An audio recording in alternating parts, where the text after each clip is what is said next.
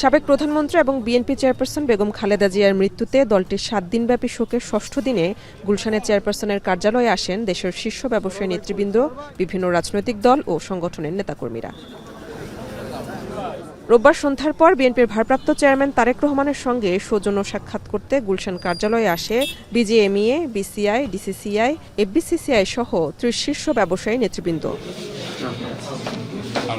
২.৫ ঘণ্টা সাক্ষাৎ শেষে ব্যবসায়ী নেতারা সাংবাদিকদের জানান, সামগ্রিক আইনশৃঙ্খলা পরিস্থিতির উন্নতি না হলে এবং মব কালচার বন্ধ না করলে ব্যবসার প্রসার সম্ভব নয়। আগামী নির্বাচনে সরকার গঠন করতে পারলে তারেক রহমান একটি ব্যবসা বান্ধব পরিবেশ নিশ্চিতের আশ্বাস দিয়েছেন বলেও জানান তারা।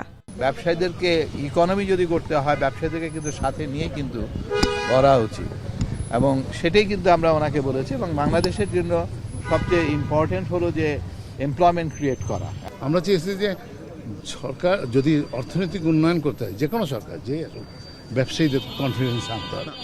ব্যবসায়ীদের সাথে আলোচনা শেষে বিএনপির স্থায়ী কমিটির সদস্য আমির খসরু মাহমুদ চৌধুরী সাংবাদিকদের বলেন, ব্যবসায়ীরা বিনিয়োগ করতে পারছে না, তাই ব্যবসায়ীদের প্রত্যাশা পূরণে যেসব সংস্কার প্রয়োজন তা নীতিমালার মাধ্যমে বাস্তবায়নের আশ্বাস দিয়েছেন তারেক রহমান। সব সমস্যাগুলো আলোচনা হয়েছে এবং উনি খুব ধৈর্য ধরে শুনেছেন সকলের কথা দীর্ঘ সময় ধরে, এবং এগুলোর সমাধানের প্রতিশ্রুতি উনি দিয়েছেন।